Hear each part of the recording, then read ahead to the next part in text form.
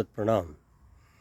आपण जे बी करतो, उठतो, पळतो, व्यवसाय करतो, नोकरी करतो, ते फक्त आणि फक्त सुखासाठी. परंतु हे जे सुख आहे, हे खरंच सुख आहे का? याला आपण सुख म्हणावं का? कारण ह्या आभासी सुखामध्ये आपल्याला खऱ्या सुखाची गोडी लक्षात येत नाही. म्हणून सुख काय आहे, तर ह्या जीवानी स्वतःसाठी स्वतःचं हित समजणं, जाणणं आणि त्या हिताच्या अनुषंगाने परमेश्वर भक्तीचा प्रवास करणं. सर्वज्ञ श्री चक्रप्रभू सांगतात की हे सुख साधने देव न पविजे नाही का. या सुख साधनांनी देव कधी प्राप्त होत नाही.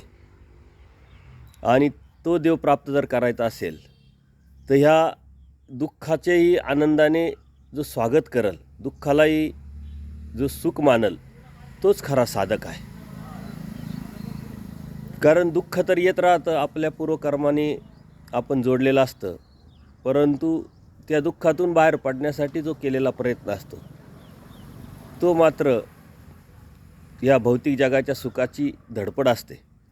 परंतु ते दुःख हे दुःख न समजता आपलं कर्मनाशाचं एक कारण आहे आणि ते आनंदाने आपण स्वीकारून जर परमेश्वर भक्ती साधना करत असताना सातत्यपूर्ण भोगून जर ते भोग निमानावले म्हणजे संपवले तरच परमेश्वर प्राप्ती होऊ शकते.